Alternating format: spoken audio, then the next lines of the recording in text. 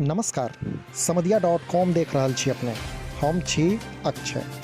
नेपाल में भारत के सहयोग से निर्मित ब्रॉड गेज पर ट्रेनक परिचालनक सपना जल्द पूरा होबय जा रहल अछि। यह क्रम में जयनगर बर्दिवास रेल परियोजनाक पहिल चरण में आई जयनगर और नेपालक कुर्थाक बीच 35 किलोमीटर लंबा नव अमान परिवर्तन रेलखंड पर 110 किलोमीटर प्रति घंटा गति से सफलतापूर्वक स्पीड ट्रायल कयल गेल।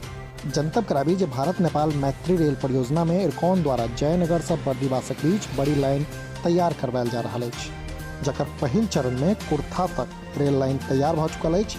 आई एकर स्पीड ट्रायल संपन्न भेल, जहिमे विशेष ट्रेन के 110 किलोमीटर प्रति घंटा के रफ्तार से चलायल गेल। आई स्पीड ट्रायल हेतु निरीक्षण यानक व्यवस्था मुख्यालय हाजीपुर स्तर पर कयल गेल छल, जाहिमे सब जरूरी उपकरण सहित लोकोमोटिव्स एवं अन्य ट्रेसिंग पैरामीटर उपकरण के समस्तीपुर मंडल द्वारा